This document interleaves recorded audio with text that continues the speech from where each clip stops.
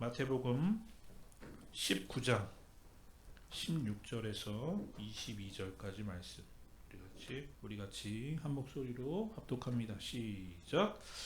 어떤 사람이 주께 와서 이르되 선생님이여 내가 무슨 선한 일을 하여야 영생을 얻으리이까? 예수께서 이르시되 어찌하여 선한 일을 내게 묻느냐? 선한 이는 오직 한 분이시니라. 내가 생명에 들어가려면 계명들을 지키라. 이르되 어느 계명이오니까? 예수께서 이르시되 살인하지 말라, 간음하지 말라, 도둑질하지 말라, 거짓 증언하지 말라, 내 부모를 공경하라, 내 이웃을 내 자신과 같이 사랑하라 하신 것이니라. 그 청년이 이르되 이 모든 것을 내가 지켜 싸운데 아직도 무엇이 부족하니까? 예수께서 이르시되 내가 온전하고자 할진대 가서 내 소유를 팔아 가난한 자들에게 주라. 그리하면 하늘에서 보화가 내게 있으리라. 그리고 와서 나를 따르라 하시니 그 청년이 재물이 많음으로 이 말씀을 듣고 근심하며 가니라. 아멘. 마태복음 19장 16절 이하의 말씀을 통해서 이번 주와 다음 주 2주에 걸쳐서 제자입니까? 라는 제목으로 말씀을 나누려고 합니다. 예수님께서 성경에는 언급하고 있지 않지만 30년이라는 긴 시간 동안은 전혀 성경에 예수님의 그 삶에 대해서 말씀하시고 있지 않죠.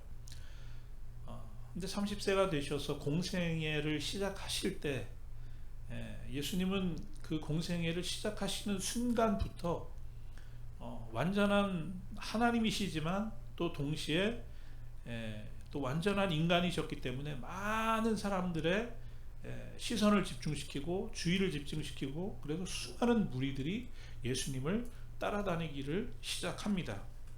그래서 마태복음 4장 예수님께서 산상수훈을 시작하기 전부터 수많은 병자들이 예수님을 따라다니게 됩니다. 왜냐하면 예수님께서 만나는 사람들마다 병자들을 고쳐주셨거든요.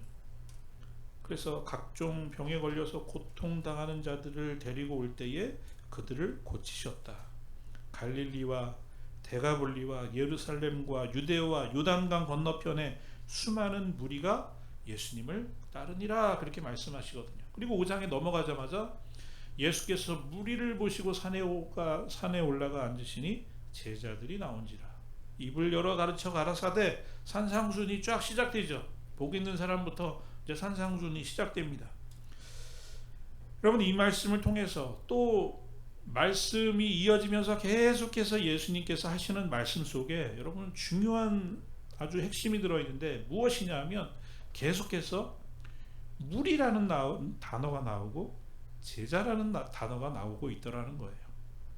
무리와 제자 두 가지로 나뉘어서 예수님을 따라다니던 사람들을 나누고 있다는 거예요.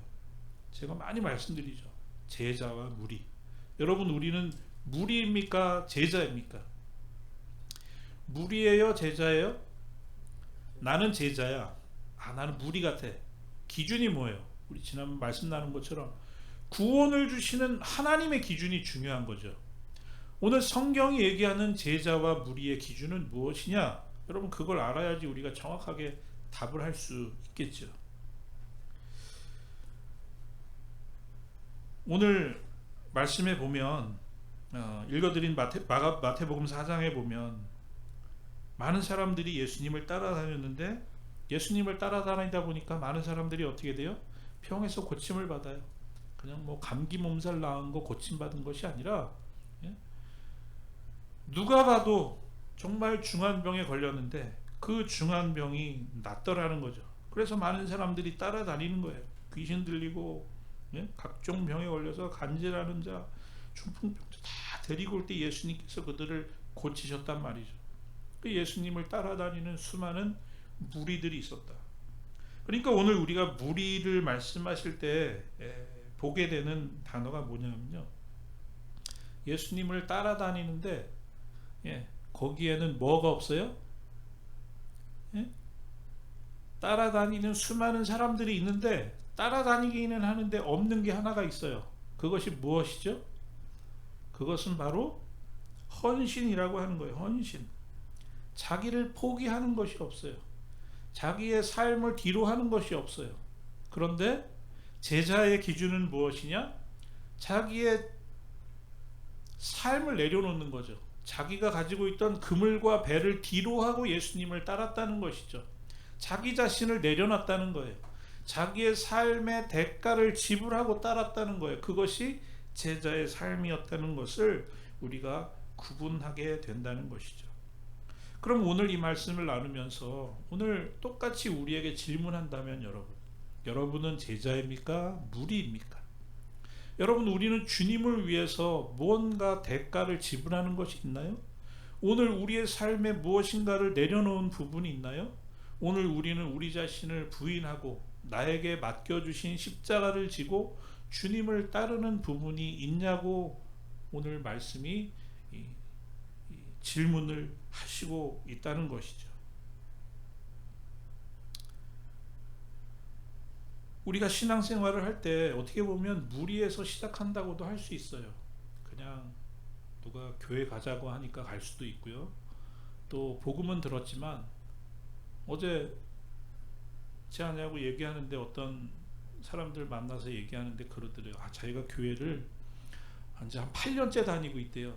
그런데 근데 뭐 잘 모르겠어요. 아직 그냥 거기 교회에 있는 사람들하고요 이렇게 교회 지내다 보니까 정이 많이 들었어요. 그래서 제가 교회를 가요. 근데 아직 뭔 소리인지 잘 모르겠어요. 그러더래요.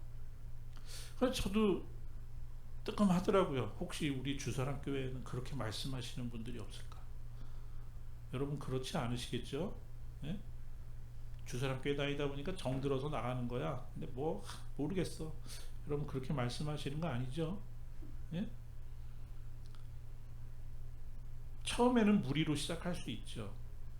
그렇지만 시간이 지나면 지날수록 날마다 말씀을 듣고 또 기도하고 우리의 삶을 통해서 그것을 증언 바꿔 나갈 때, 우리의 삶의 모습으로 바꿔 나갈 때, 그 속에서 우리는 하나님의 살아계심과 역사하심을 날마다 몸으로 체험하게 되고, 그러므로 인해서 이전에 하지 못했던 그런 나를 내려놓고 나에게 맡겨주신 십자가를 지고 나아가게 되는 그런 제자의 삶으로 점점점 우리의 삶이 변화되어야 되는 것이 당연한 우리의 모습이고 자연스러운 우리의 모습이 되어야 되는 것이 아니냐는 것이죠.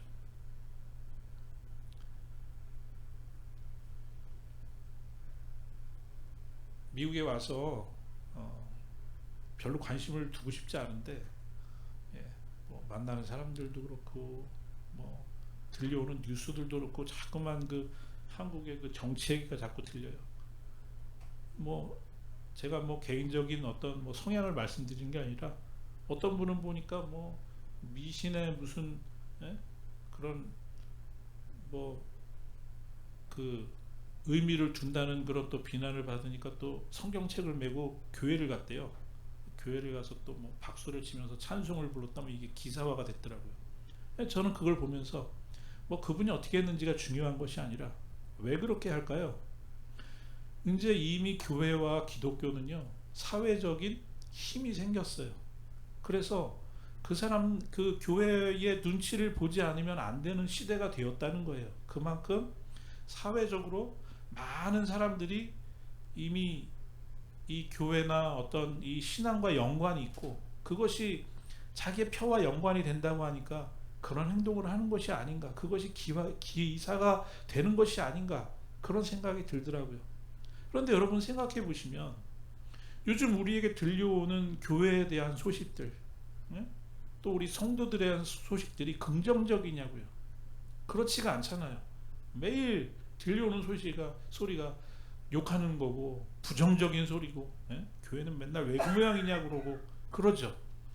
여러분 그런 이야기들이 들리는 가장 큰 이유는 저는 바로 그거라고 생각해요. 교회에 예수님의 제자들이 많아야 되는데 무리가 너무 많은 거예요. 대가는 지불하기 싫어요. 그냥 예수님이 병 고치신다니까 막 따라다녀요. 따라다니다 보니까 먹는 것도 막 줘요. 오병이어 기적군은 야 놀라운 일들이 있네. 예? 눈요기로도 너무 재밌어요. 그런데 헌신해야 되고 자기를 희생해야 되고 내려놔야 되고 십자가를 지는 시간이 되면 언제 그랬냐는 듯이 싹 없어져 버리는 것이죠.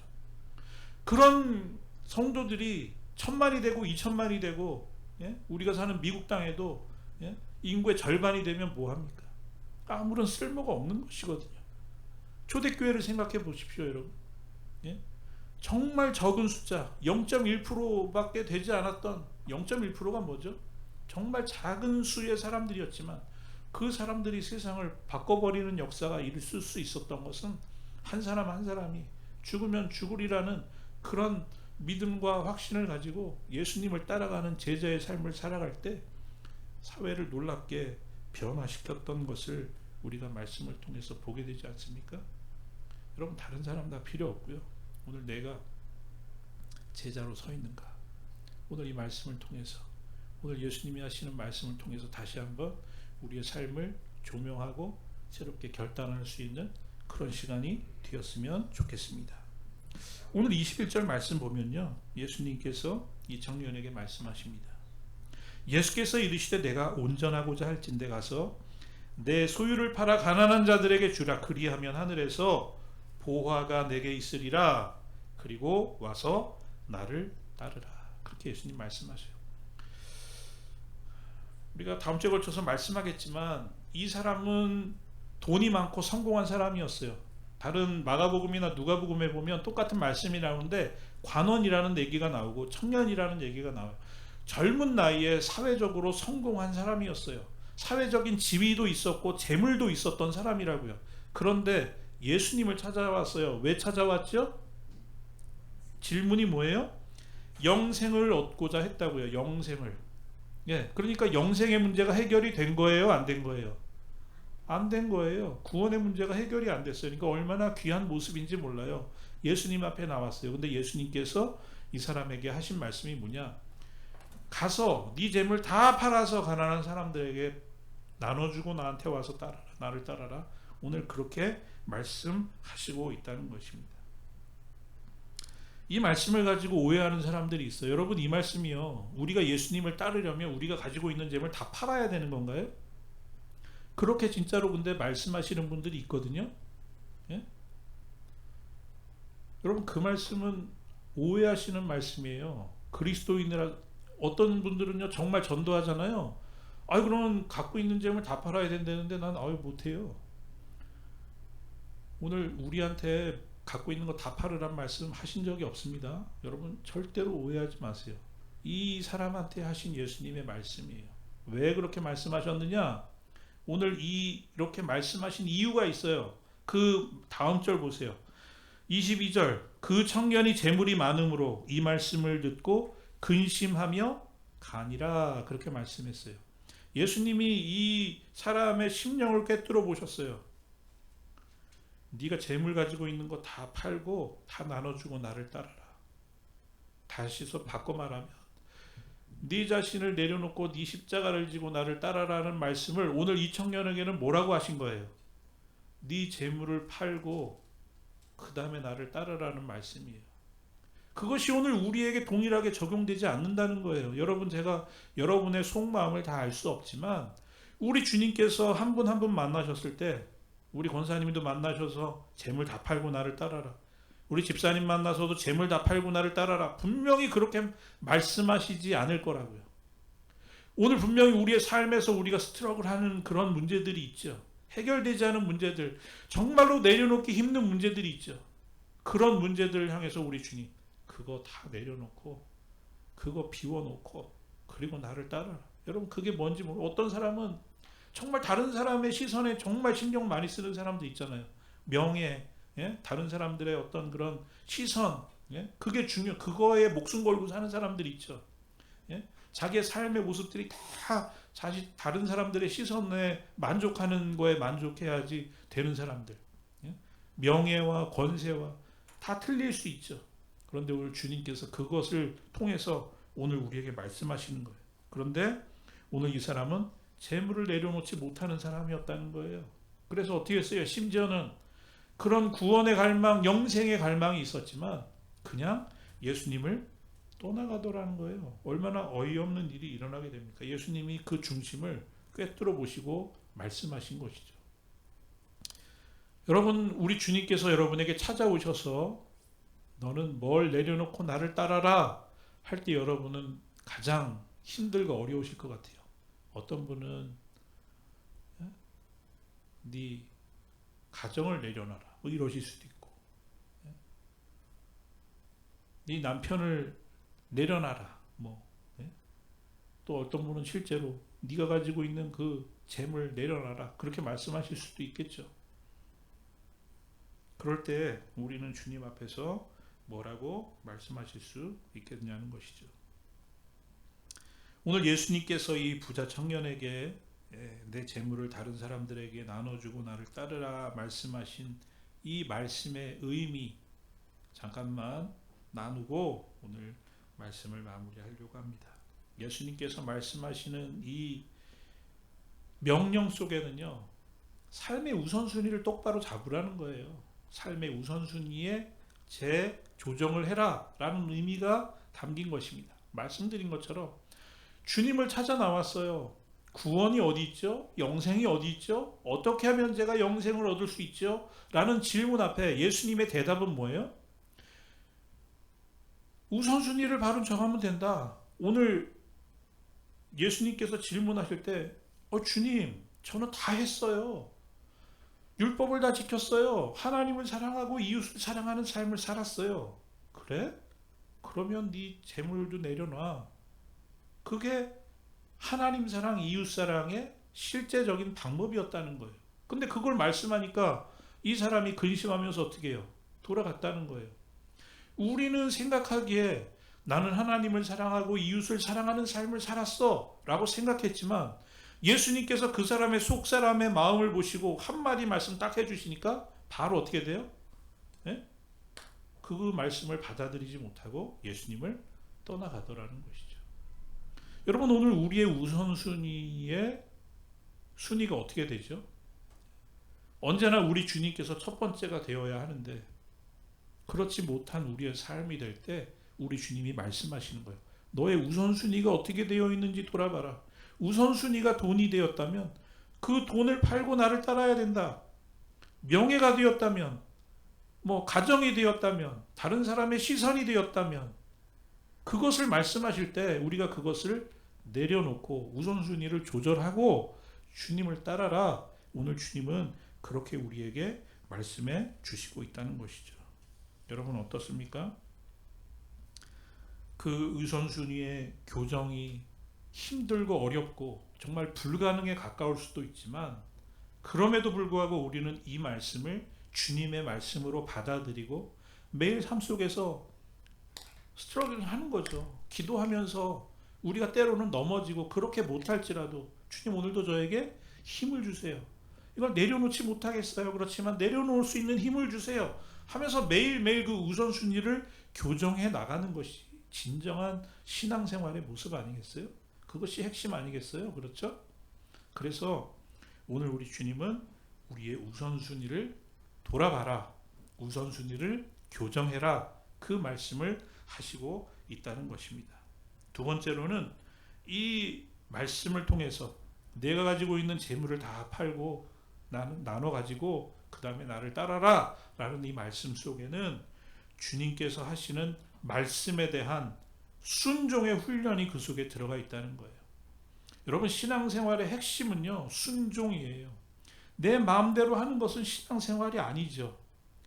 여러분, 한번 지나온 신앙의 삶을 생각해 보실 때 내가 신앙생활을 시작하고 주님을 만남으로 인해서 내가 하고 싶은 거, 내가 원하는 거, 내 마음대로 했던 것들을 내려놓은 거, 변화된 거, 포기한 거, 여러분 그게 뭐가 있죠?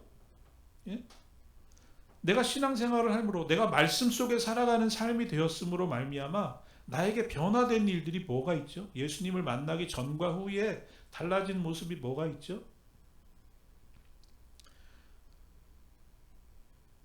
그래서 우리는 말씀을 봐야 되는 거죠. 주님이 뭐라고 말씀하시나. 일단 알아야 되잖아요. 알아야 순종하죠. 순종해야 뭐가 있어요? 열매가 있죠. 열매가 있으니까 뭐가 있어요? 간증이 있죠. 간증이 있으니까 뭐가 돼요? 전도가 되죠. 그래서 우리는 날마다 주님의 말씀에 순종하기를 위해서 우리의 삶을 끊임없이 말씀 속에서 갈고 닦는 거죠.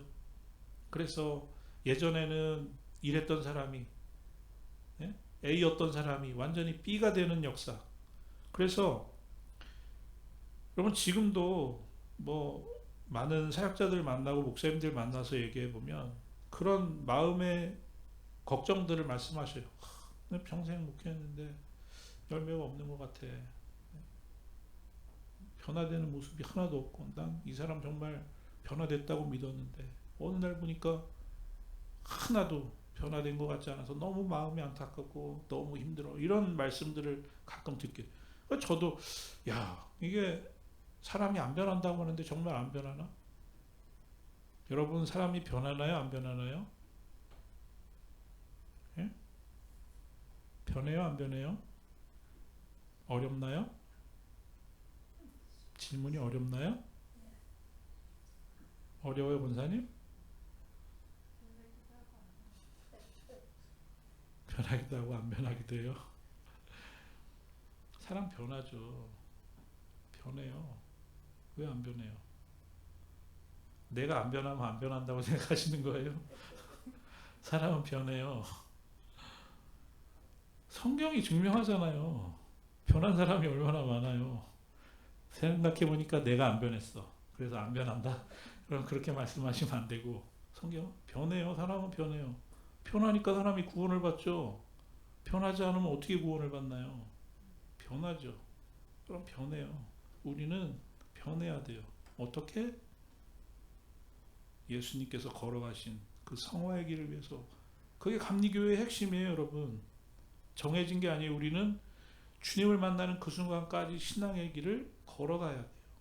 온전한 구원을 이루라 말씀하신 것은 바로 우리의 삶을 매일매일 변화시켜서 오늘도 넘어지고 부족하지만 우리의 온전한 구원을 위해서 오늘도 주님께 기도하며 말씀 속에서 스트러글링 하면서 온전한 구원을 위해서 나가는 거예요.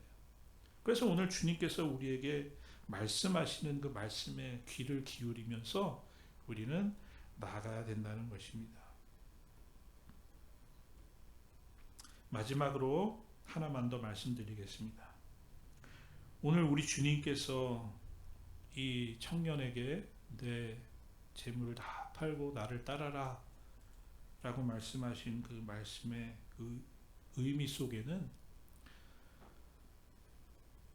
이 청년을 너무너무 사랑하시고 이 청년이 정말 행복한 삶을 살기를 원하시는 주님의 간절한 마음이 이 명령 속에 들어가 있다는 거예요. 많은 사람들이 오해하는 거 있어요. 우리가 헌금하면 주님이 기뻐하시는 것이 이 돈 때문이라고 생각하실 수 있죠. 그죠? 예수님이 돈 좋아하셔. 맨날 돈 가지고 오래. 예? 돈을 다 팔으래. 여러분 이 돈 팔면 예수님이 그거 가지고 뭐 떡 드시나요? 빵 드시나요? 이 우주 천지가 하나님 거라고요. 오늘 우리가 드리는 예물 때문에 하나님이 기뻐하시고 안 기뻐하시고는 전혀 상관이 없는 거예요, 여러분. 하나님은 돈에 관심이 없으세요. 이거 다 우리 건데? 제가 말씀드렸잖아요. 하나님하고 인간하고 과학이 너무너무 발전해서 이제 하나님과 같은 경지에 도달했어요. 하나님하고 만났어요. 자, 대결해보자.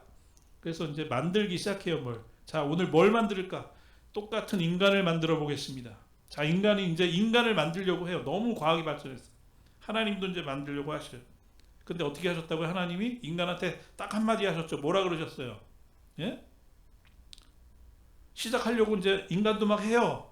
근데 하나님이 인간을 딱 보더니 야, 네 만들긴 만드는데 네 걸로 만들어. 내 걸로 만들지 말고. 하나님이 그거 딱 한마디 하셨어요. 이해가 안 가시나요? 제가 많이 말씀드렸잖아요.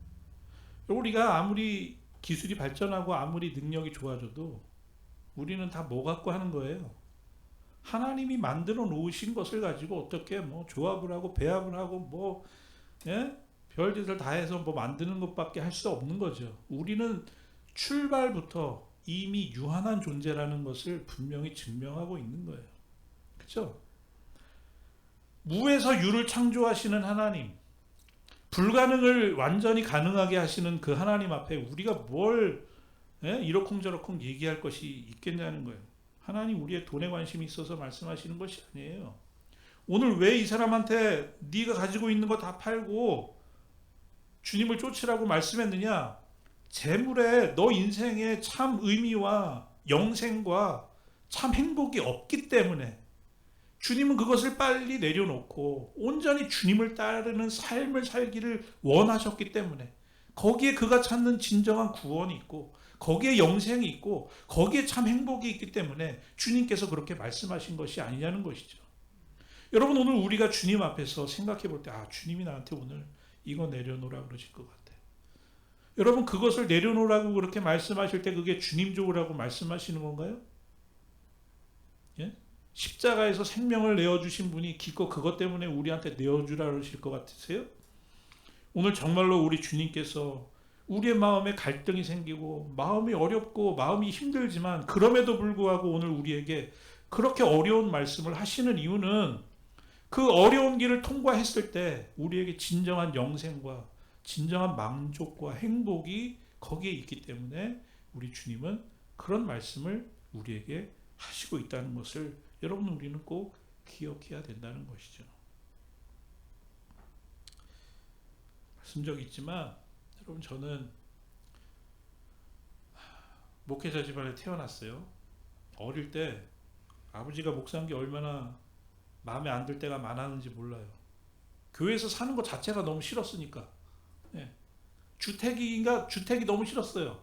교회 이렇게 1층에 이렇게 붙어 있는 집이었는데 아침마다 거길 나서서 화장실 가고 학교 가고 하는 게 너무 싫었어요. 네? 교회 사람들한테 무언의 그 어릴 때부터의 그 압력, 여러분 PK들만 알 수 있는 그 별로. 그래서 저는 이 목사의 길을 걸어갈 것이라는 것이 저의 어릴 때는 전혀 제 생각이 없었죠. 그런데 학생 때 은혜 받고 제 진로가 변하게 되었고 신학교를 가고 2001년도에 정선에 그 눈 펑펑 오는 날 1월 첫 주에 정선에 목회를 시작합니다. 그리고 수원의 오목천교회 가서 부목을 하고 또 미국에 와서 또 은혜강에서 부목을 하고 오늘 여기에 또 이렇게 제가 서 있습니다. 근데 생각해 보면 여러분 제가 신학교 안 갔다고 제가 그 눈 펑펑 오는 날 정선에 안 갔다고 뭐 큰일이 일어났을 것 같지 않다니까요. 아마 저보다 더 제가 목회하면 할수록 전에는 제가 다른 목사님들 설교 드리면서 이것도 비판하고 저것도 잘못됐고 이건 아쉽고 얼마나 제가 비판을 잘했는지 몰라요. 근데 만나보면 만나볼수록 다 저보다 훌륭한 분들이더라고요. 저보다 아는 것도 많고 말씀도 잘하시고 성품도 좋으시고 오늘 이 자리에도 여러분 저보다 아마 다른 분이 오셨으면 훨씬 여러분의 영을 잘 채워드렸을 것 같아요. 그런 죄송한 마음이 저에게 있어요. 그럼 저는 뭐죠? 예? 저는 그 눈 오는 날 정선에 왜 갔죠? 왜 하나님이 그곳에 저를 보내셨죠? 예? 왜 수원에 가서 그렇게 사역을 했고 여기에 와서 여러분과 이렇게 사역을 하고 있죠? 무슨 의미가 있나요?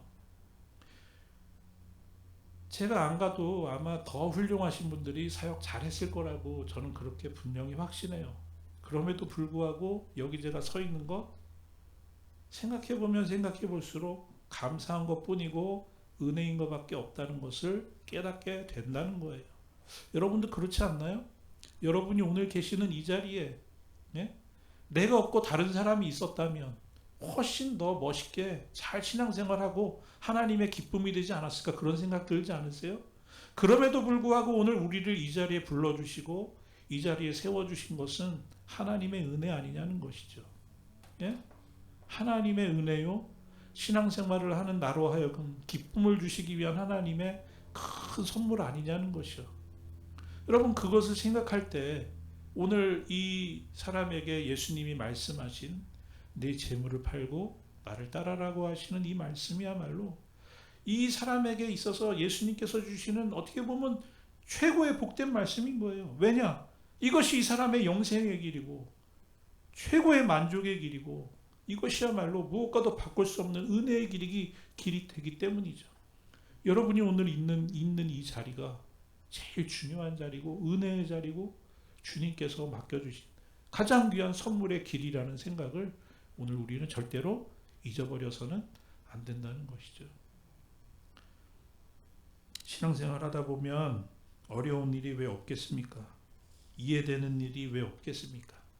그렇지만 그럼에도 불구하고 여러분 오늘 이 말씀을 기억하실 수 있기를 바라요. 내가 가지고 있는 재물을 다 팔아서 가난한 사람들에게 나눠주고 나를 따라라. 오늘 나에게는 예수님께서 똑같은 말씀을 하실 거예요. 근데 그 의미는 다 틀리겠죠. 그 의미가 무엇이 되었든지 간에 네 자신을 내려놓고 나를 따라라 라고 했을 때 여러분 그 자리에서 주님 제가 그러겠습니다. 그것이 가장 나를 위한 주님의 복의 말씀인 것을 제가 믿습니다. 제가 그렇게 순종할 수 있는 힘을 주시옵소서. 여러분 그렇게 나아갈 때 이 세상에서 내가 제일 행복한 사람이 될 수 있다는 것이죠. 바울 선생님이 고백한 것처럼 부러울 것이 없고 가진 것이 없는 것 같지만 내가 모든 것을 가진 것 같은 사람. 다른 사람들은 없다, 헐벗었다, 부족하다 그렇게 얘기할 때 내가 하나님 앞에서 부족한 것이 없고 없는 것이 없고 다 가진 자로다 라고 고백할 수 있는 그런 고백을 하게 되는 것은 바로 주께서 나와 함께 하시기 때문이다 라는 그런 고백을 하게 된다는 것입니다. 여러분 우리가 다음 주에도 말씀을 나누겠지만 오늘 이 부자 관원을 향해서 하시는 이 말씀, 첫 번째 우선순위의 교정, 그리고 날마다 주님의 말씀에 순종하는 것, 그것에 대한 훈련의 의미, 또 세 번째로 이 말씀이 바로 가장 나를 위한 말씀이라는 사실을 여러분 다시 한번 깨달으시고 제자입니까? 라는 이 질문 앞에 주님 저는 주님의 제자입니다. 비록 부족하고 연약하지만 제가 주님의 제자입니다. 그렇게 고백할 수 있는 그런 저와 여러분들 되실 수 있기를 바랍니다.